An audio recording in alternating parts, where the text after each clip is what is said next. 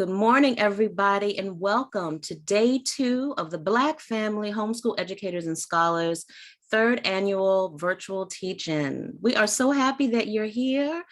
If you can just put in the chat, let us know who you are and where you shouting out from, where you're hailing from. Yesterday, it was so wonderful to see all of the faces, seeing some familiar faces from previous teach-ins and some new faces. I think we had someone from Zambia and Africa. We had quite a few people from California. If you can put in the chat and let us know where you're coming from and say good morning to our keynote speaker, Paula Penn-Nabrit, and myself. We see Shantae is from Greenville, South Carolina. Hi, Shantae. We see Amaya from Falls Church, Virginia. That's my neck of the woods, the DMV. Hi, Amaya. Ishtar is here from Liberty Hill, Texas. We have Stacy from New Orleans, Louisiana. Hello, we have Adira joining from Houston, Texas. You're in the country, Adira, I didn't know. Good to see you. Adira is also one of our presenters. She's doing a coffee talk that drops today. It looks like we have Arden from Connecticut. Arden is another speaker, another presenter. And who else? We have Alicia joining from Harrisburg, Pennsylvania. Jada, who did a wonderful presentation from yesterday from Florida. Ebony from New Hampshire. Mama Paula, you see all these folks here to see you? I really don't know what to say. All these folks from all over. So look, before you even start, I would like everyone to know who they have the privilege of hearing from today live and have the privilege of asking questions from. Paula Penn-Nabrit is a homeschooling icon, and that you all saw in my advertisement of her as our inaugural keynote speaker. We haven't had keynote speakers in any of the previous teach-ins, but I wanted us to begin to acknowledge the cultural history of homeschooling. For many of Black homeschooling, and I think this was also in one of the trailers, the commercials for this teach-in, is that for the most part, a lot of people really didn't realize that Black people have been homeschooling until COVID hit, right? And it became really, really popular.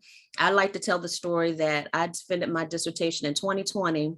My program was a higher ed program with the emphasis on community college leadership, but I did a dissertation study on African-American dual enrolled homeschool students and their perceptions of preparedness for community college. And everybody like, what? Like I got absolutely no support. My advisors were like, I was tripping. But I had been teaching, and I'm also a homeschooler, and I just know that this work would have been important for, if we're looking at the impact of P through 12 schooling, what better group to look at than those who have been schooled outside of traditional compulsory schooling.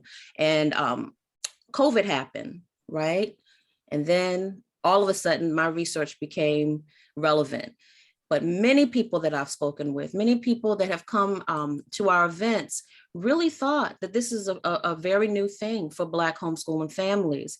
And for those who have been doing homeschooling before COVID, they know that this isn't new, and they are familiar with names such as Paula Penn-Nabrit. And let me tell you a little bit about her.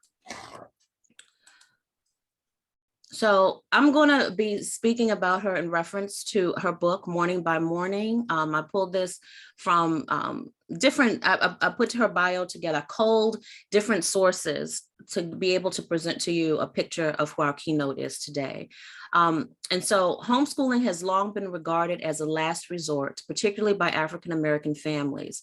But in the inspirational and practical memoir, Morning by Morning, How We Homeschooled Our African-American Sons to the Ivy League by Paula Penn-Nabrit, you learn about her intimate experiences of homeschooling her 3 sons, Charles, Damon, and Evan. Paula and her late husband, C. Madison, decided to homeschool their children after racial incidents at public and private schools led them to the conclusion that the traditional educational system would be damaging to their son's self-esteem. In 1991, they withdrew their children from the exclusive country day school they had been attending. And this decision was especially poignant for the Nabrit family because Paula's husband was related to the famed civil rights attorney, James Nabrit, who with Thurgood Marshall had argued Brown versus Board of Education before the US Supreme Court. With this family connection to history, other members of their family perceived their decision to homeschool as turning their backs on a rich educational legacy. In the book Morning to Morning by Paula Penn-Nabrit, you learn about her family's emotional transition to homeschooling, and she shares the nuts and bolts of the boys' educational experience. She explains how she and her husband developed a curriculum, provided adequate exposure to the arts, as well as quiet time for reflection and meditation. And at the end of each chapter, she offers advice on how readers can incorporate some of the steps her family took, even if they aren't able to homeschool. Plus, there's a website resource guide at the end of the book. Her children, Charles and Damon, were eventually admitted to Princeton, and Evan attended Amherst College. But by morning is frank about the challenges the boys faced in their transition from homeschooling to the college experience. And Paula reflects on some things that she might have done differently. With great warmth and perception, her book discusses the personal experience and the amazing outcome of her homeschooling experience. Today, with her eldest sons, Paula continues to run their family business, which is a family-run demographic research and organizational development firm, as well as manage the Charles Madison Nabrit Memorial Garden, a small, biodiverse, and organic 5K square feet space located in the rear of the Church of Christ of the Apostolic Faith, home to a congregation formed 110 years ago by descendants of formerly enslaved Africans in America. Paula has also authored several books in addition to Morning by Morning, and she holds a law degree from the Ohio State University. So everybody, please welcome our wonderful keynote, Paula Penn-Nabrit. And you can do the snaps. I'm so happy you are here. I'm so happy you are here. Welcome, welcome, welcome. Thank you. I am just beyond delighted to be here. And it never ceases to amaze me when I see so many Black people homeschooling, because it's always been there. It's always been there, but now it's just so open and so celebrated. And I frequently feel embarrassed and awed when I run into younger women and they tell me with their husbands or their partners, oh yes, we knew we were going to homeschool from the beginning. I'm like, well, dang. we did. I wish that I could say, oh, we always knew it was part of the plan, but it wasn't. Right. It wasn't. And so this is very exciting. Well, you talk about that, and what I find really interesting. So to give some context, so I've known about you for a while, but you were interviewed last year by the co-founder of Black Family Homeschool Educators and Scholars, my colleague Cheryl Field-Smith, and this fire interview, right? There were so many quotes. I was just pulling, just fire interview. And what I think really stood out is this piece, what you're saying, for all of the things and the accomplishments that your children went on to do, homeschooling wasn't really what you all intended to do. Yeah. And you actually have this really incredible story on how your children were literally expelled from school, right, because of your efforts to gather the Black families at the school they attended. Do you want to tell us a little bit about that? Sure. And I tried to be really candid about these issues in the book, both in the first book that I did on homeschooling, which was As for Me in My House, because people kept asking us, what do you think you're doing? Why do you think you're doing that? What about, and I was like, you know what? As my husband said, just tell these colored people, as for me and my house. And I think that is really sort of a linchpin for us.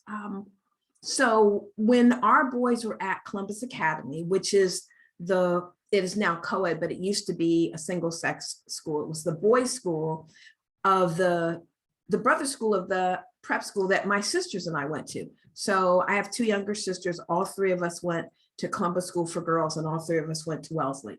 So both C. Madison and I are from families that have been in this country since the late 1700s. So we're both from families that have been pursuing post-secondary education and lifelong marriages and commitment to Black liberation theology for as long as it's been legal for Black people to do so. Mm-hmm. So my maternal great-grandmother was at Bluefield State Teachers College, class of 1898.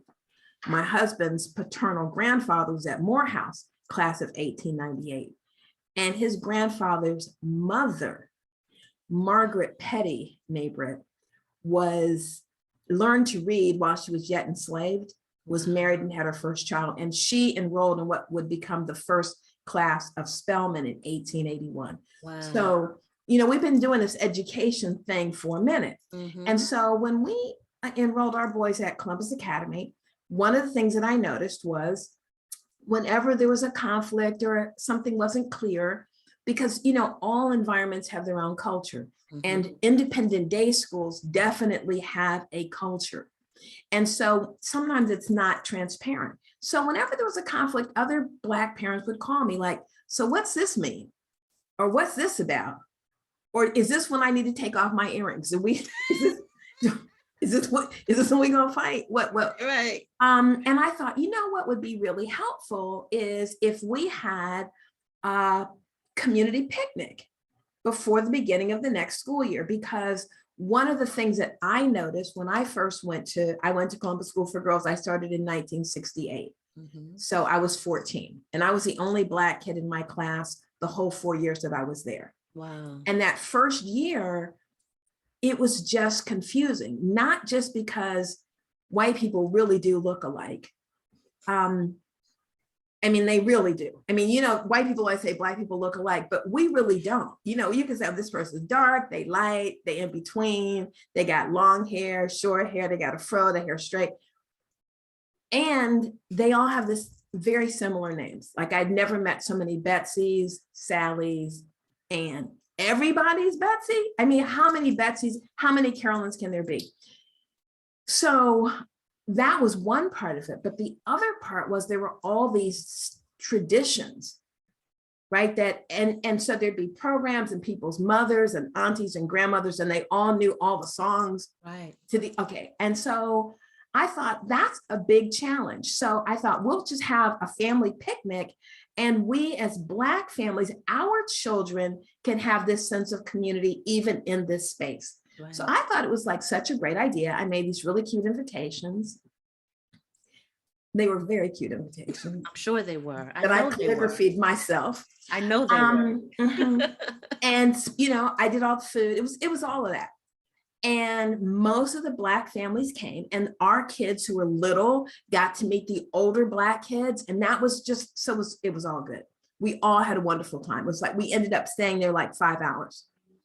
Wow, 5 hours. Because people were like, oh my God, I needed this. My kids needed this. Right. So I was feeling pretty pleased with myself. I know, right? And then the next week I get a call from Chip, who was the head of school, the headmaster. Yes, Chip. Again, I'd never met anybody named Chip until I went to prep school, and then I met tons of Chips. So Chip was not amused. And Chip said, what made you think that this was something that you were authorized to do? And at first I thought he was kidding. When people act really cuckoo with you crazy, you're like, right. Oh, you got jokes. Right. And I said, what makes you think I needed to ask you about having a picnic? I said, do you remember when you suggested the last 3 years that we apply for financial aid? And do you remember what C. Madison told you?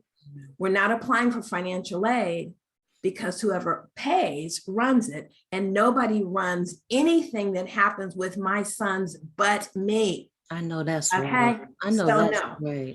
I said, do you remember that conversation? Did you think he was playing? He was not. He doesn't even play the radio. Okay, he's not playing. So we don't have to ask, and it's a picnic. He said, well, I just think that was very racist and exclusionary.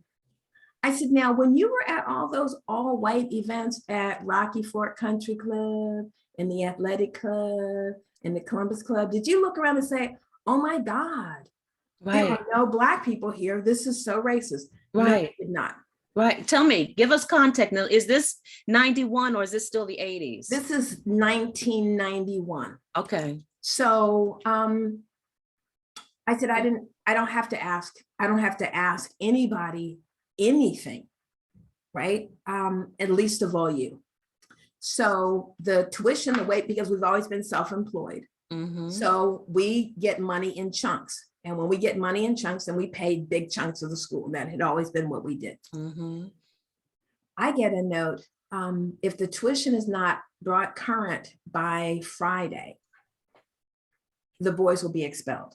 What? But this is what ripped the time-space continuum. If you send them back, we will embarrass them. Wait a minute. They put that in writing. No, when I called and said, is everyone on the pipe right now? Wow. Right. Because that, it's in the 90s. Mm-hmm. So I was like, okay. So then because again, I had gone to Columbus School for Girls and Wellesley and Law School of Ohio State, I knew everybody on their board. Right. I called everyone and said, hi, it's Paula, your favorite poet person. Just wanted to tell you, the one that you trot out when you want to prove that you're cool. Mm-hmm. It's me. Mm-hmm. And the one who's married to that other exceptional Negro who whizzed through Dartmouth in 3 years and graduated with honors and a box of varsity letters. That one. Yeah. Calling to tell you that our children were expelled because the tuition was late.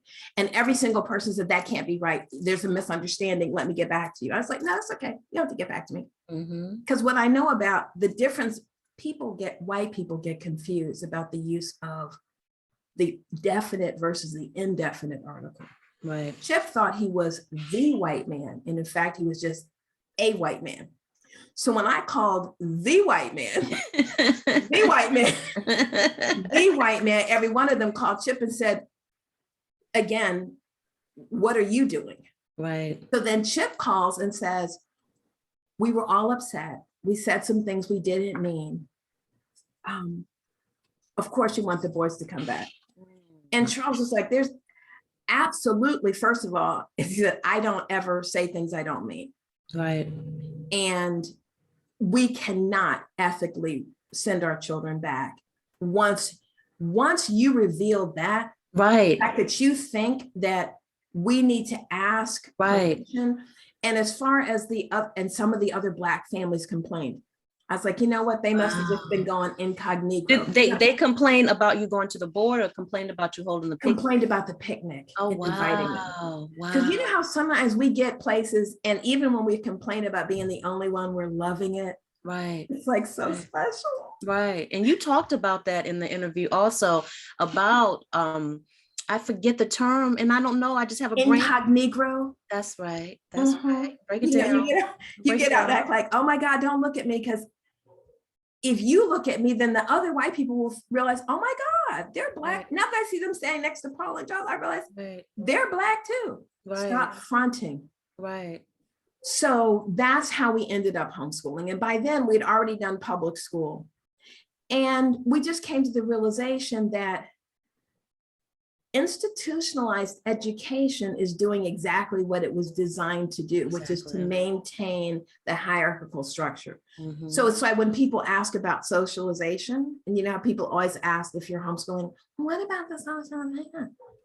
And part of what we said to people was, socialization is an ongoing thing. Thank you. The socialization begins at conception. Right. You think life begins at conception? Socialization begins at conception. Everybody who's ever carried a child in their body knows how the child responds to the different voices.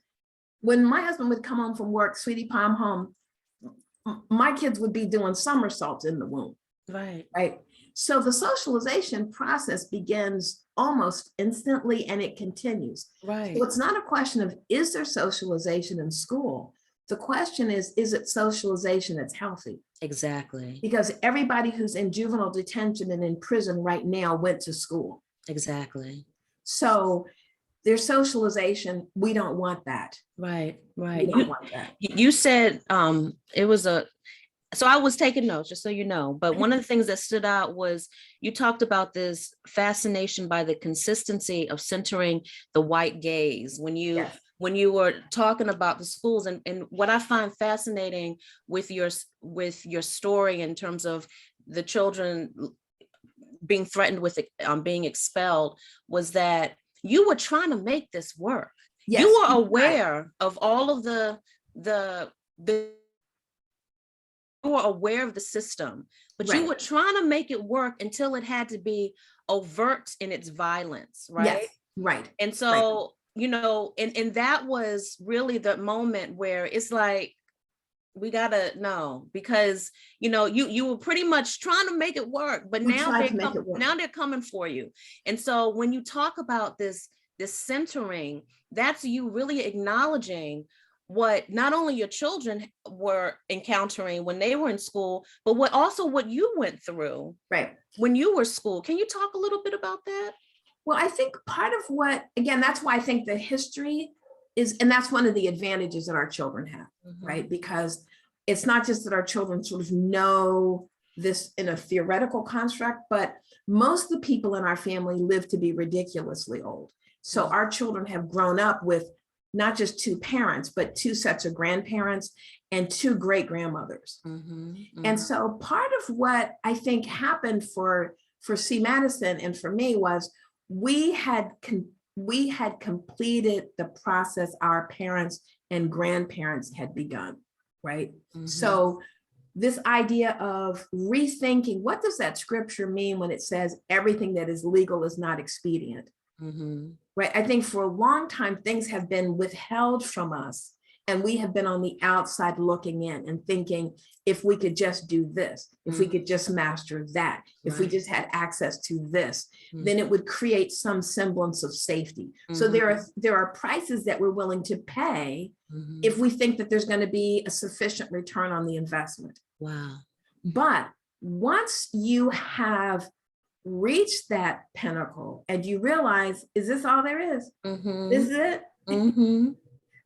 This is it?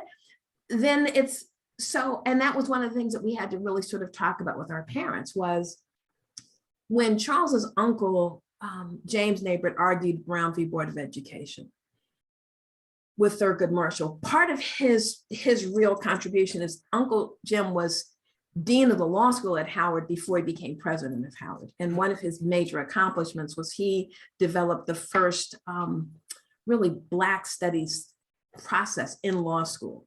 And his approach to jurisprudence was the linchpin that led to the overturning of Plessy v. Ferguson. Really? Yes. Wow. Yes. Okay. He was actually a real legal scholar. And so, and what was interesting was he was president of Howard at the same time that his next brother, Sam Nabrit, was president of Texas Southern. Wow. So Uncle Sam had gotten his PhD from Brown in 1932 in marine biology. And when he spoke to our children, one of the things that he talked about was when he was at Brown, he was not allowed to sit in the classroom. So he had to sit in the hall. And our kids and their friends were like, why didn't you leave? I would have left. And he said, because I wasn't there to sit in the classroom, I was there to get the doctorate. I think this idea of trying to figure out what is it that I'm here for, and is this the only way that I can get it? So just like the reason that Charles and I ended up being self-employed, right? Both of us had good corporate jobs with AT&T, and we quit. So I started this business in 1986, right? And a lot of people were like, you know, Black folks do not quit good jobs. Good government jobs or corporate jobs. Right. We don't quit jobs with benefits. Okay? Right. We don't quit jobs with benefits. Right. You straight tripping if you even consider it. Right. And that was 1986. Right. And we were young and we had 1, 2, 3 little kids. But there's a point at which you say, you know what, I have met all the requirements, right? So it's like when the Wizard of Oz bring us the witch's broomstick. At what point do you say, you know what, I'm not jumping through any more hoops for you? Right. And when Du Bois said, stop trying to show your humanity to individuals who are not acting like humans. Exactly. So we were self-employed. We've always grown a certain percentage of our own food. We've always had a garden. Ending up homeschooling our kids just seemed like a logical conclusion, right? As the scripture says, come out from among them and be ye a separate people. Mm-hmm. Envy thou not the oppressor and none of his ways. Okay. Doesn't mean you have to hate them. I'm not saying they're the spawn of Satan, but this thing about depending upon the other who has already shown you what they think about you, mm-hmm. and then you're going to leave your children with them. Mm-hmm.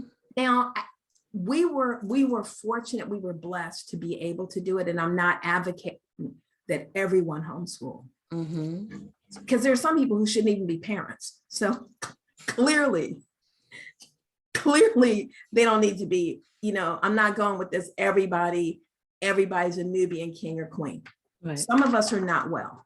Right. Okay. But if you have the option, it is an option worth considering. And so having done, and as we said to our kids who were not happy about being homeschooled, that's the other thing. Right. Our children hated being homeschooled, and they told us every day. Right. And, our son, Charles, who's the oldest twin by 1 moment, he's 1 minute, 60 seconds older than his brother. So he's always been the spokes. Now that they're 42, that doesn't really matter. But when they were little, that was a big thing to him. I'm the oldest. And he was always a spokesperson for his brothers. Right. And he would say, you are not qualified. Oh yeah, you're not qualified. And we're going to be working at Taco Bell because we're never going to be able to get into college. Now he was super obnoxious. Super obnoxious. And but look how with you all as parents, they still were ingrained with this idea of what their possibilities were if they weren't within this structure. That's really deep. I think one of the things that was a real teachable moment for me, and I think all of us who are engaged in homeschooling know that we learn as much from our children as we teach. Yes, indeed. Right. Yes. And part of what I learned was the impact of trust and respect. My husband did not believe in spanking children. And he told me that before the children were born. He said, there'll be no domestic violence in my home. I was like, I know you don't go ahead. I'm glad that you know, because just so we're clear. Because we can. Yeah, don't. Right. But he said, no, there'll be no spanking. Right. And I was going to ask you about this. Go ahead. We didn't have any children yet, but Charles was very odd. Right. Now, Khadijah, Charles was, my sisters and I called him Spock behind his back. Because I was married to this man for 36 years, 8 months, and 22 days. And I never, ever heard him utter a word of profanity. Not ever. Wow. Not ever. He didn't even say, shut up. What? He just, Spock, I'm telling you, totally calm. I could count on 2 hands the number of times I've ever heard him raise his voice. And I don't think any of those times was to me or to our children. Oh, wow. He was a controlled person. And so his position was, we're not going to spank because everyone, and by the time the boys arrived, he said, people are always talking about how Black men are so violent, so distant, so aloof, so non-communicative. And no one talks about how Black male infants and children are treated. And the fact that most children's first experience with violence happens at home, and it is frequently at the hands of their mothers or their grandmothers. He said, I'm telling you right now, we're not going to have that. Okay, there will be no violence in this house. And so, and the violence wasn't just a prohibition about physical violence, the issue about how we speak to each other. Yep. The idea that home should be an intentional space of holistic health and healing. So spiritually, intellectually, and physically. So, when the kids would be like, we don't want to do this. And again, baby Charles, This is ridiculous. And I would be like, Trip, totally old school. Ask me about this again. I want you to. I double dare you. I want you to come and ask, say it again. And Charles would be, sweetie pie, I think you're tired. May I was like, mm-hmm. And he'd say, come, let us reason together. Tell me, and he would listen to them go through their whole thing about how they hated it, how they wanted to be at school, how their friends were there, that. And then he would say, thank you for giving me that input. And when there were adjustments that could be made, like that's how they ended up working at the Science Museum.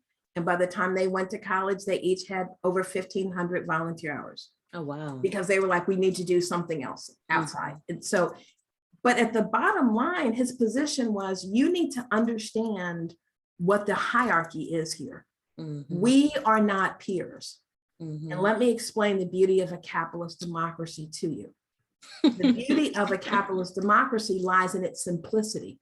You don't own anything, ergo you do not run anything. Your mother and I own the means of production, ergo we run everything. When we establish policies and procedures, when said policies, whether it's no video games, no cable TV, 2 hours of quiet reading, 12-month academic year, when any of those said policies become onerous or egregious, you should terminate your dependent status. And I was like, they're 11, they can't. They're 11, they can't. And he's like, the sooner you understand how this structure works, the easier it will be for you to navigate through it successfully, right? You make choices, you make decisions, and you bear responsibility. He said, I am the head of this house. I am ultimately responsible and I will be accountable on that great getting up morning. I am going to have to explain the decisions that I made with the gifts that have been blessed to me, right? I'm going to have to answer for how I've engaged your mother, and I'm going to have to answer for how I've engaged each of you. Now, if we get to the end of this thing and you realize, and God says, you know, that was a mistake, that's on me. But what you're not going to do is get to be 30 talking about, I wish my mama and daddy had done fill in the blank. We're not gonna have that. I'm not gonna come back to you and say, I'm sorry, I didn't do a better job of preparing you to be a grown man. So yeah, they hated not having cable, not having video games, having to go to school all year. I wasn't thrilled with how he handled their athletics, because Charles's thing was, if you're going to play sports, you think you got game. We will determine if you got game, because you will find out, because all of your sports are going to happen through Columbus Parks and Recs. And my husband was a serious doc. So, but he had learned to play sports. He grew up in Memphis, and his father was a minister like his grandfather, and they lived in the parsonage, and the parsonage was attendant to the largest housing project in Memphis. Oh, wow. Yeah. So I was not happy about my babies at parks and rec centers. I mean, I'm all about the revolution too, in theory. I didn't want my children in those spaces because they're dangerous. Right. And like I told him, if something happens to one of them, if something happens to one of my children, you and I are going to have the kind of problem that you read about. I know that's right. In the paper. I know that's right. But his thing was, when his children went somewhere, Charles was there. I mean, at his memorial service, several people said, watching Brother Charles, even though we mocked him, in retrospect, what we realized was watching him was like watching Jesus with the disciples. When you saw him, you saw them. When you saw them, you saw him. And he was always reaching down, talking about, because Charles was 6'3.5", 250 pounds. He was a very large person. But the level of peace and tranquility in our home led to this level of trust and respect. So even though they were angry about being homeschooled, they did everything their father asked of them, sufficiently to be competitive to be admitted to a place like Princeton, even though I thought it was a horrible choice. But I guess so part of what I learned was this thing of engaging children with absolute unwavering respect, right? Like you know how a lot of people, we treat other people better than we treat the people we profess to love. Yes. Right. We bring our family what's left over. And with Charles, that was completely inverted. So from the time our children arrived, he engaged them as though they were, everybody loves their kids. But one of the things that I learned from Charles is that love is not enough.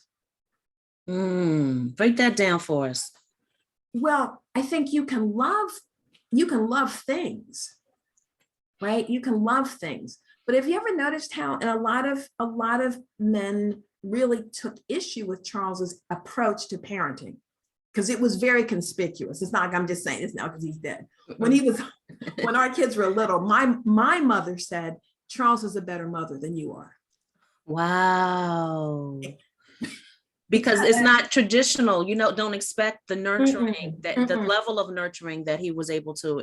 He was fully focused on, and Charles loved cars. So have you ever seen, and my daddy loved cars. So have you ever seen men who love cars and they love them to the point where they, even if they can afford to have somebody else detail it, they'd rather do it themselves. Right. And they're funny even about if they're not really good at it.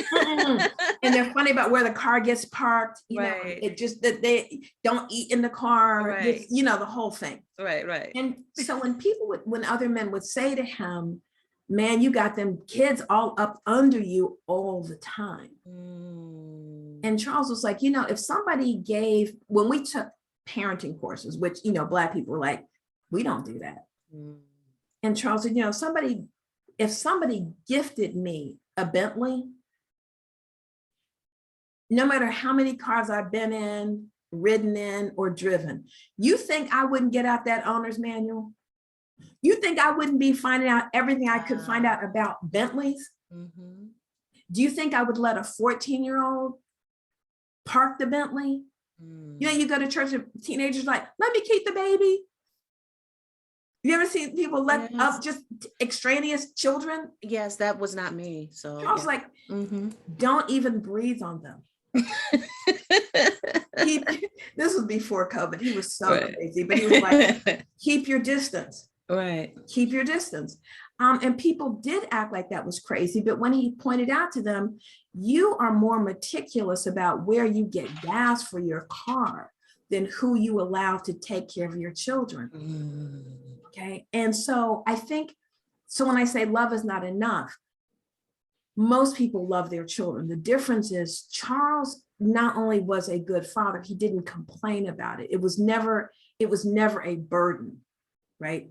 So whether it was taking them or being their coach for soccer, or taking them to football practice, or ballet class, or art class, or violin classes, driving them to oceanography camp in Seal Harbor, Maine, which is at the end of the earth, I was whining like, are we there yet? Are we there yet? It was awful. He did not, it's not just that he didn't mind. He loved parenting his children. And he was very clear, including with me. These are my sons. I appreciate all of your effort bringing them here. But like, the boys didn't have meat until they were 3. And I was like, everybody eats bacon. He's like, my children will not be eating meat at all until they're 3, and definitely not swine. But this, all that fat, that's where the flavor hides. But yeah, no. You're like, oh well, some good bacon.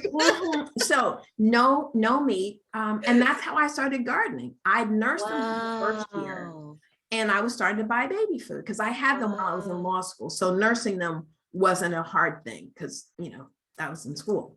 What I love from this story is how much of an influence he was on the children, but also on you, and how you seem to grow in this partnership. Yes. Yeah. I'm thankful that, I had, my mother and I laugh about this. My mother's going to be 92 in September. Oh, wow. So my mother and my father and I have siblings, but I'm the oldest girl. And so we had lots of friction because we are in an apostolic Pentecostal church. Now, when I talk to white people about this, they don't really know what that means. They don't know nothing about the sanctified church. we in the sanctified church, the kind of church where people will say to me, do you still love him because you got a lot of makeup and jewelry? Right. You can't really. Do you still love the Lord? Any of that. Are you still saved? Are you still saved? So along with, we do foot washing, right? I love that cultural connection of that so my children are 5th generation in this congregation, right? And you can't buy that. Right. And there's nothing like the Black church in terms of A, getting on your nerves, and B, because there is nothing like the Black church to get on your nerves. Right. And B, there's nothing like the Black church to just love on your children, right? Your child can get up for the little Easter piece and they can't say nothing but Jesus wept. And people are, oh, baby, just let put a piece of money in your hand. My kids before they went to college, my kids had been to Paris, Amsterdam, Hong Kong, Bangkok, Singapore. They've been to 40 of the 50 states. They've been to oceanography camp, space camp, engineering camp, all those enrichment things. They were all wonderful.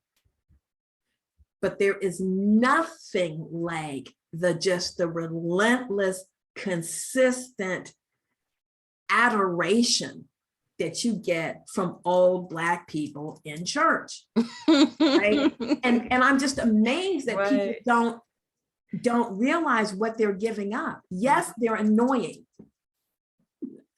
It's annoying. Okay, it's annoying. But the way that inoculates our children, and I think we're not looking at, speaking of connecting dots, when you look at the rise in suicide of Black children, that was unheard of 50 years ago. That was unheard of. And miss me with, it's internet bullying. Ruby Bridges had grown white people screaming at her, and she was 6 years old and she didn't kill herself. Right. So somebody writing funky stuff about you online, that's not pleasant. Right. But I wonder, what is it that we are failing to transmit to our children that if you can't survive this and you are the descendants. So we have a wall in our house of photographs of two sets of grandparents and great-grandparents and great-great-grandparents. So whenever our kids would be like, this is really hard, Charles marks them into the living room and said, now I want you to look at these people and recognize that hard has already been taken. Find another adjective.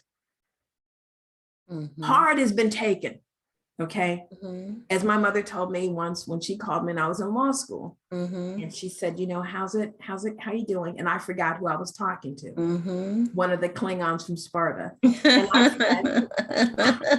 said, I'm tired. And as soon as the words were out of my mouth, I was like, eh. And there's like 5 seconds silence. She said, tired of what, living?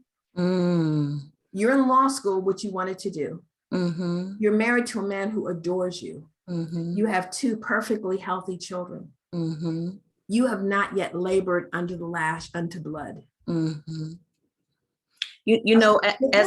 As I listen to you and I think about some of the people that are part of our teaching who don't have such a rich knowledge of their legacy, of their lineage, because I think you are the embodiment, and these stories, I think they encapsulate so clearly why it's important for us to know our history, what the impact is when you don't. But I think you also are offering an alternative that if you don't, I speak for myself, like a lot of my lineage, people think that I have a white parent. I don't. And I actually, any whiteness that's in my family is from violence, it's through rape and assault. And so I don't know all of my history, but what I do know is the history of Black people. And many of the things that you talk about, I want folks to know, I want our listeners to know that you're modeling that if you don't know your lineage, you still have the capacity to learn aspects of our history as a collective. And I hear so deeply in your stories also the power of the collective and the power of knowing what is possible for Black people before and now. And so I want to start opening up the chat. I want to ask people to put in the chat questions that you have for Mama Paula, but I want to ask you one final question before we start taking questions is knowing now, one of the things that stood out when I read the summary of the book is that there are some things that you would have done differently. And I want you to talk to this group that has gathered to listen to you. What are some things, knowing now the context in which we live, you are the same person in terms of very outspoken, you're still a scholar, you're still a cultural architect and someone very heavily connected to Black culture, Black people. What is something that you would recommend those of us who homeschool do or take into consideration that you didn't have the opportunity to do when you homeschool? Well, I can tell you both the things that I think I would have done differently, and the things that I would have felt differently about, things that I did that I wasn't sure they were right. And I'm sorry about the amount of time I wasted worrying about it. So the things that I would have done differently, we would have spent more time intentionally preparing our children for how they would actually be received at re-entry. I completely, and I have no excuse. I don't make excuses, but I don't have an excuse because we were told. And we were told by two people that I deeply admire, and both have gone on, but one of them was Professor Derek Bell, and the other was Professor Tony Martin. Wow. So Tony Martin, I knew because he was on the faculty at Wellesley when I was an undergrad. So we've known each other for a long, long time. And he knew Charles. And he said to us, the academy is not ready for what you have done. And I was like, Tony, you're just so radical. Okay. And then Professor Derek Bell, who I dearly, dearly loved. Me too. And who just was so incredibly supportive and even quoted me in his book on silent covenants. And he said, what you and C. Madison have done is utterly amazing, but the academy is not ready. And I couldn't see it because, as a parent, as a mother, we see our children and you're just like, has anything this perfect ever existed on the planet before? No. These are three of the most amazing humans ever. Who wouldn't love this? And they were so wonderfully well educated in a holistic way of just really thinking critically. We had not exposed them to the power of white people. So everyone that we hired, because we didn't do all the teaching ourselves because we were self-employed, right? So we hired African and African-American graduate students. 7 of the 9 over the course of these years were men. So our children were taught primarily by adult versions of themselves. And can I point out, you say also that they were not from education programs. Right. These were people who were experts in their specialty. In their discipline. Science, right. math. We did not want people from the College of Education because we didn't want people who were already influenced by that pedagogy, right? So institutionalized racism, systems of white supremacy, those things are embedded in the pedagogy. So we just didn't as Charles said, we're educating our children. We don't want to educate the people who are educating our children. Otherwise, we would have gone back to private school, right? So that was great. And I wouldn't necessarily change that, because those people that we hired, some of whom are still, in fact, Francis Cabana, who was their math teacher, he was in the PhD program then, he came to Damon's wedding. I mean, these were lifelong relationships that were formed. Like Kwaku, Kwasi, who was their French teacher, I'm friends with his wife. I mean, those are lifelong relationships. I would not have given that up for anything. But we did not really talk to it's not like our kids didn't have contact with white people. Right. They worked at the Science Museum. They went to all these enrichment programs, but they were there, space camp, but we were paying, right? And they were there for short bursts, never more than 3 weeks. So our children had not had they were not socialized to take direction from white people.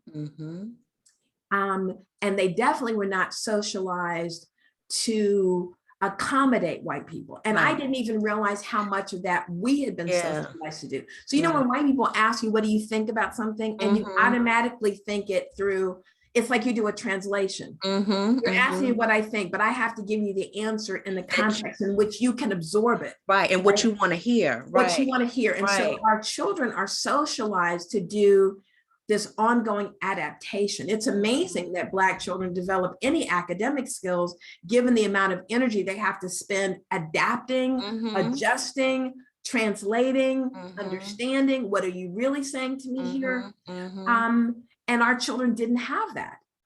So all of their teachers and tutors were people who were thrilled to, so what do you think? You didn't think that? Okay, well, let's look at that again. That was not a problem.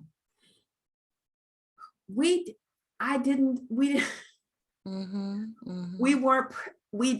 missed that.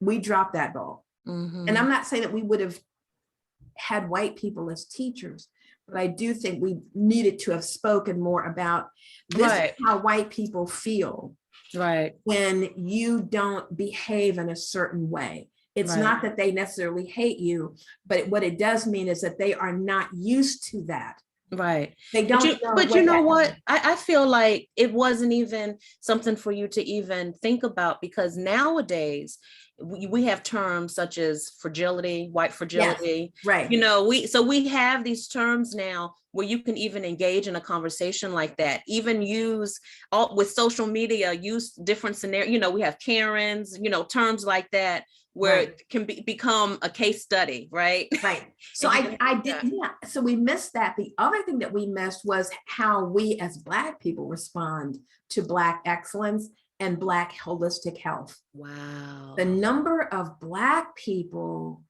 who really were disturbed that, like, Damon and Charles wanted to go to college together. Wow. Now, I don't know that Damon would have picked Princeton. I think Charles picked Princeton out of spite, because I said how much I hated them. And he was like, I'm going. It's your fault we were homeschooled. And I think Damon was the kind of kid that if Charles had said, I'm going to hell for 4 years, Damon would have been like, dude, they have a sound system. Aww. As long as I can DJ at a party. Are these the twins? These are okay. And Damon thought his real purpose of going to Princeton was to DJ every conceivable party and date every Black girl he could meet. And we were like, that is really not what you're, okay. That's a whole other conversation. So I'm sorry that we didn't sort of talk to them about how other Black people would respond to people in general. For one thing, dysfunctional families are so normative that when people see a family where siblings are truly close, it is disturbing to people. And we didn't think to tell them that.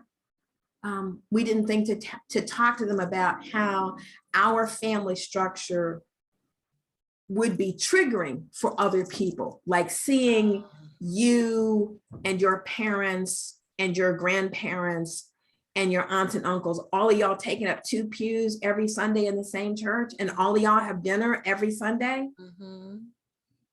For people who, it's one thing if you haven't seen that and you think that's interesting, like just neutral, that's interesting. Or or you see it and say, I wish I had that. Right. I mean, I feel like your story about Madison having the flack from other men with the children being up under him. Yes. And to even characterize that up under you, like these are your children. Like where else are they supposed to be?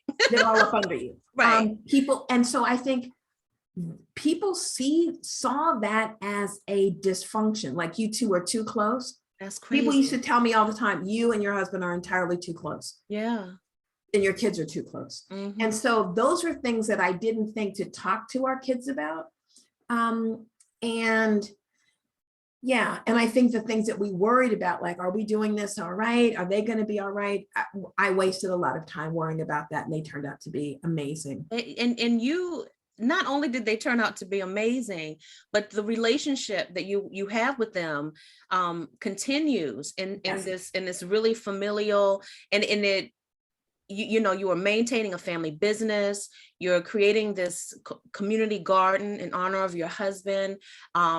You know, even what you and I have talked about offline, you have these relationships with the community where your family works together to just tend to and to love up on your community. So I think that that's one of the biggest takeaways that I would like folks to know, is how homeschooling just really honed and strengthened this community, this family unit that you and your husband created. And it allowed you to really, it wasn't just about academics. It really was about you all knowing each other intimately, spiritually, emotionally, and all those things. And you know, at this time, as we close out, I can't believe that we've been talking an hour. This is insane how time flies. And just to have you here, I'm just so thrilled that you are giving us a piece of your time.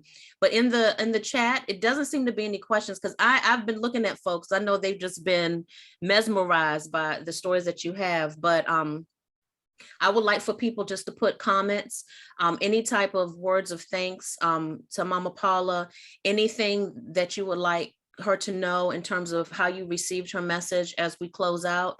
I think that this will be a nice send off as we close out. And as you all type those in the chat, I would like to say to you again, as I opened, that it's very important for us to know the historical legacy of homeschooling. Is important for us to know who have those who have come before, those who have documented their experiences. That's one of the things I love so much about you, Paula Penn-Nabrit, is that you have documented your experiences for us. You have given us a manuscript, a tome in which we can see, you know, and that will exist even after you have emerged in the heavens, you know, that we know that homeschooling is not, and we cannot allow folks to tell us that this is something that only white people do, or that this is something.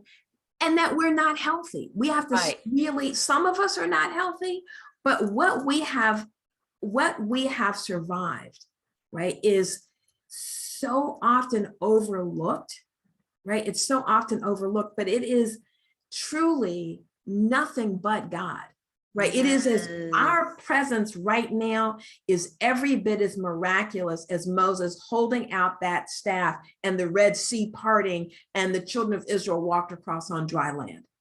And it's just that, it is just that start. It's, and this is what I burning bush. This is what I want to say to you, is that I am not someone who was raised in the Christian faith. I am not a practicing Christian, and everything about what you say touches my soul, and everything and how you talk, when you talk about this, it's not something where only someone who's a practicing Christian needs to do. It's that but the message and what you have to say resonates with all of us from all forms, recognizing that Black people are not a monolith. I know people are looking at my face. I cannot hold it together. I have just been so emotional during this entire teaching because I feel so blessed with the quality of people that we have coming to this event. Well, you've been a blessing. And the thing is, we, you know, each one teach one, right? So some people can do this amazing thing that you're doing, which is bringing people together. some people can, writing for me is therapeutic, and I'm not that social. So the writing is easy for me to sit for 4 or 5 hours by myself and just write. That's easy. Right.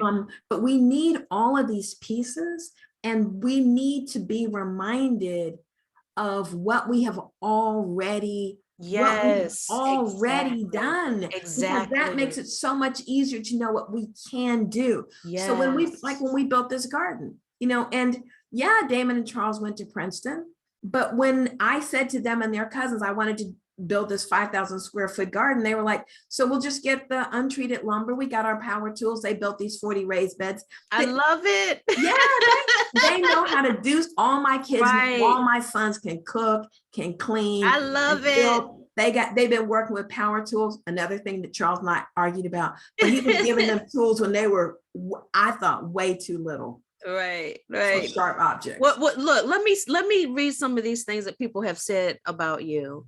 I don't have any questions, but Morning by Morning is my textbook, and Paula Penn-Nabrit is my professor. That's from Crystal. She's one of our presenters who talked about that. You see her, she's up there, and she talks about advanced and gifted learners. Ebony says, absolutely amazing. Tanita Austin says, thank you so much. I appreciate all the information you shared. Erica says, thank you. Des says, I will be purchasing this book today. Thank you so much for all the information you have shared. Amaya says, thank you. Your live wisdom is inspiring as your book was. Love your transparency. Renee says this was powerful. Jada says, thank you for today. You touched upon so many vital and crucial ideas and concepts I'm learning, and this has been exceptionally helpful. So Chikia says, thank you so much for the wisdom that you shared with us today. Michonne, thank you for your time and telling your story. Ishtar, this was beautifully profound and rich. Thank you. She just ordered your book. Look at you getting book sales. I know that's right. Mama Nikki says, thank you, Mama Paula. This was amazing. Shante says, thank you so much for sharing. I needed to hear this. Mama Adira says, phenomenal insights from a phenomenal woman. Thank you, Mama Paula, for sharing this time with us. And Alicia says, thank you for your wisdom, very validating and uplifting. Author Amelia Peace, who's one of our speakers, she's a panelist. I have a new level of love and application for Black homeschooling. Thank you, thank you. Cleo says, such an amazing talk. Your journey has been inspiring. Thanks so very much for sharing your story. Tania says, this is a revolution. And so Allison says that this just transformed so many of my thoughts and ideas. So I just want to close out and just thank you again. I have run 3 minutes over. We have a session that's happening that's supposed to start at 1, but I send you love, love, love, love, love. Thank you all so much. This was such a beautiful space and such a beautiful experience. Thank you all for being here. And Khadija, thank you. Thank you for being a sister friend and making space for me to be with you. I appreciate it enormously. Sending you hugs and love. Now you gotta go write that paper. Yes, I gotta go write that paper. All right, bye everybody. Bye.